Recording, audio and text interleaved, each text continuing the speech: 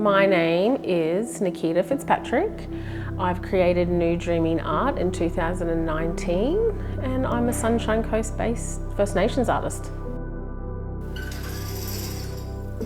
I'm a self-taught artist. I haven't studied or gone down the education path per se, but culturally being taught from family members, and my auntie is a big mentor there.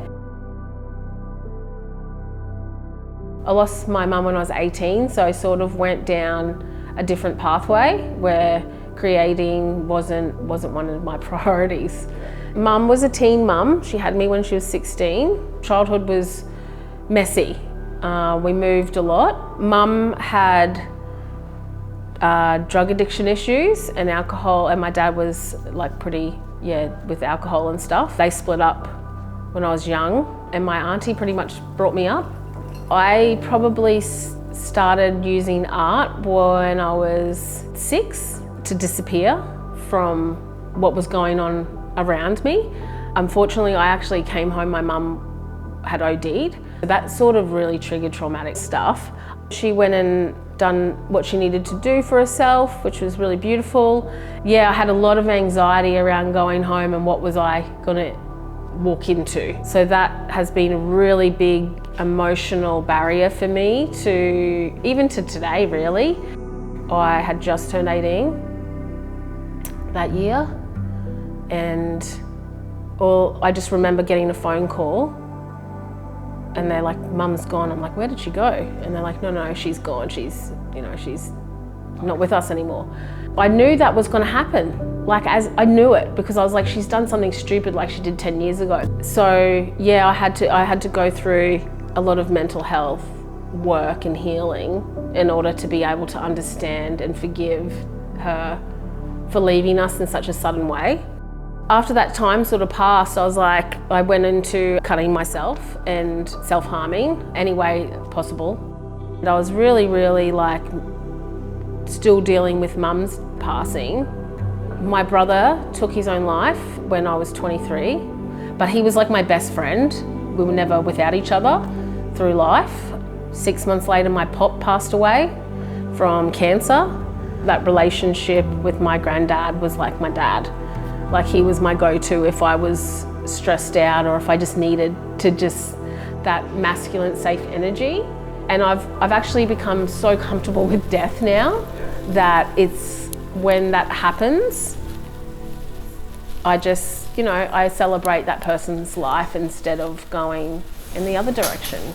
And I think when I'm presenting my art, I put everything into emotionally how I'm feeling when I'm creating. My children really inspire me to paint nature. I love that. I love every element about the earth.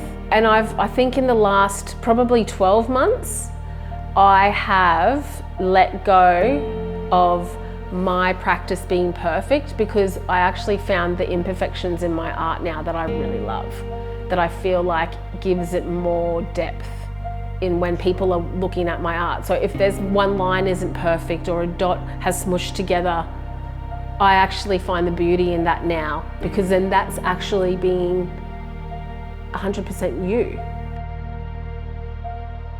Once we have those conversations with each other around our little barriers, all of us have the same thing in common. It's am I good enough? Are people gonna like it? But instead, we need to change that narrative in how we are, fall in love with yourself and fall in love with your practice. Because at the end of the day, it really doesn't matter what anyone else thinks. And practicing those values within my art space, that's also showcasing to my children how you should just be in everyday life, not just in one section. Now that I'm getting through the emotional stuff, I'm actually starting to have fun and being experimental and treating it like I'm at school and being like, oh, what if we do this and how's that gonna look? I think sometimes with art, we do get in our heads as artists about what we wanna say, but sometimes it could just be because it's bright and colorful and it makes me feel good. Or I just feel a little bit weird today, so I'm gonna create that. I've had big arguments with myself about where I should fit in as an artist, because I don't really no. Thought at the beginning of that practice, because I think maybe I lost that connection to my culture through the pathways that I was walking, but then re-finding that connection and now going, okay, I actually don't have to prove to anybody now because I'm doing this art practice in that sort of style. I actually can move through that and bring elements of my traditional or my cultural practice into how I actually want to present my storytelling, hence the reason New Dreaming Art. By utilising art in that space as well to then reconnect myself with myself and remember my purpose is not just a mum, not just a daughter, not just this, not just a work, whatever. I'm actually just me. Everyone has a different outlook in what success is, and I think success is if you wake up every day and you're alive, you're successfully living.